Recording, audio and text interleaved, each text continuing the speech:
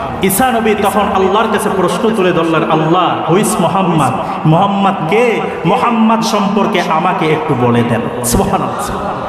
আল্লাহ ডাক দিয়া বলেন, রে ঈসা, মোহাম্মদ এমন একজন নবী যার কোনো তুলনা হয় না, যার ব্যাপারে আমি আল্লাহ বলেছি, তিলকার রাসূল ফাদ্দালনা বা'দাহুম আলা বা'দ মিনহুম মান কাল্লামাল্লাহু ওয়া রাফা'a বা'দাহুম দারাজাত। আল্লাহ কোরআনুল কারীমের ভিতরে আমার নবীর মর্যাদা সম্পর্কে বয়ান করেছেন।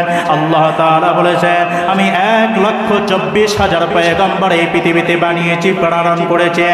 1,23,999 জন নবীকে যেই সম্মান আমি আল্লাহ দেই নাই, যেই পদমর্যাদা আমি আল্লাহ দেই নাই, তার চেয়ে কোটি কোটি গুণ বেশি মর্যাদাশীল বানায়া আমি আমার নবীকে হাবিবুল্লাহকে প্রেরণ করেছি। একটু দরুদ শরীফ পড়ি, সাল্লাল্লাহু আলা।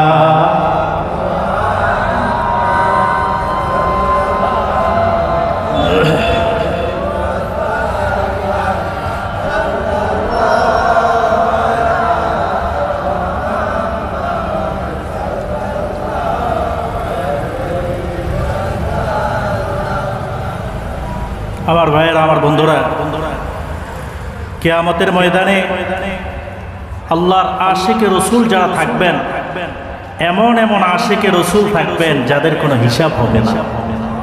এই যে সুবহানাল্লাহ বললাম, এমন এমন আশিকে রসুল থাকবে যাদের কোনো হিসাব হবে না।